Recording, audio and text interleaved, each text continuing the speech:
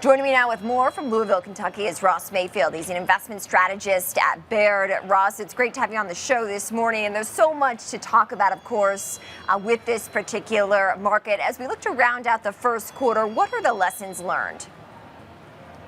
I think the main lesson for investors to take away is that the Trump put and the Powell put are maybe a little bit lower than investors had thought. I think there was a big focus on all of the things that the administration, that were pro-growth, tax cuts, deregulation, the things that the market really wanted to get behind, and not enough focus coming in on what the pain point for tariffs and trade wars would be.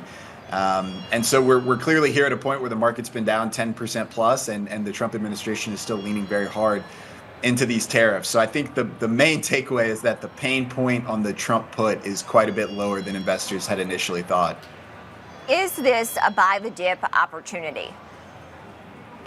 I think so. I think at this point, at least, you have to look at the history of 10% corrections and say, well, they don't really get ugly and tend to stretch out unless there's a recession that closely follows. And at this point, we could certainly, policy uncertainty our way into a recession. But today, the fundamentals don't suggest a recession is at our doorstep. Companies are still growing earnings. They're weary of tariffs, but estimates are still on the rise. The fundamentals of the economy, whether it's the labor market or the PMI reports or even things like industrial production and manufacturing PMIs, are still solid. I mean, we're certainly not in a booming economy, but I don't think we're, anything that suggests a recession is on our doorstep either. And if that's not the case, then I think the dip is viable here if you can stomach the pain of potentially a choppy environment for the next couple of months.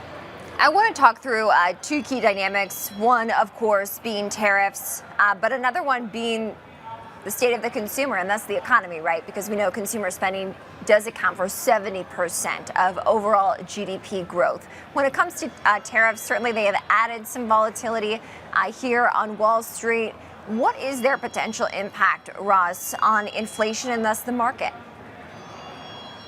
Well, I mean, if taken to their extreme, or the policy proposal extreme, it would be pretty damaging. It would be kind of an anti-growth policy. Obviously, every company would have to decide how to deal with the new costs that would hit their bottom line. I think a lot would choose to pass on price hikes to the consumer, and you would see some costs go up. We've already seen some auto executives kind of say as much. On the other hand, they could eat some of the costs, and it would hurt profitability and margins, which have been a big part of the bull market story here, is profit margin expansion and resiliency. So an escalating trade war and widespread tariffs are bad writ large for the market and for the economy near term. Now, the Trump administration has some longer term, more structural goals they're aiming for. But as investors, if we're looking at the next 6 to 12 months, it's hard to say that tariffs are anything but bad. And the uncertainty that comes with not knowing the proposal makes it very difficult for business owners to plan for the future. If they knew the rules of the game, they might grumble and say, we wish we had no taxes whatsoever, but they could plan. As of right now, we see the kind of the worst of both worlds, which is tariff uncertainty and tariffs. So hopefully at least some clarity on the tariff front will help business owners plan for the future. Now, has your outlook on interest rates changed at all, Ross, after we did recently hear from the Fed Chair Jerome Powell that his view on rates hasn't changed for the year? I mean, the Fed is really between a rock and a hard place here, because I think they see a weakening economy or a cooling economy and would probably be a little more aggressive with rate cuts, considering they're still in what they consider restrictive territory, despite what is obviously a cooling economy. But they're so nervous about the potentially inflationary impact of tariffs that I don't think they're going to be able to be preemptive or really get ahead of the curve here. So I think they will pull some cuts forward if we really see economic deterioration, maybe a negative payrolls print or something that really grabs the attention on the economic side. But until then, I think we sort of muddle through here and we get maybe 2 to 3 cuts by the end of the year, but not enough to really act as that kind of quote unquote Powell put that we saw when the Fed came to the rescue in late 2018.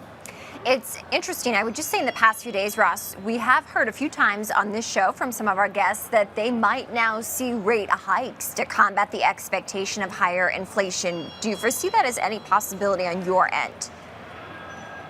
Not at this point. It's not baked into our assumptions or certainly not our base case. I think it would have to be a marked change in the inflation environment to get the Fed to hike here. We don't see that. I mean, inflation has proven sticky, but it's sub 3% by almost every metric. I mean, the Fed in a perfect world wants 2%, but the reality of the last 40, 50 years has been inflation that tracks closer to 3%. So I don't think the inflationary environment is all that bad, but the anticipation of what tariffs could do really keeps the Fed's hands tied. Now, if you want to use 2018 as an example, we didn't really see inflation tick up during the first trade war. But what we're talking about today is a significantly larger and broader increase in the tariff rate that companies would probably have no choice but to pass on in some way, shape, or form to the consumer. Ross Mayfield, investment strategist at Baird. Thank you so much for joining. Thank you.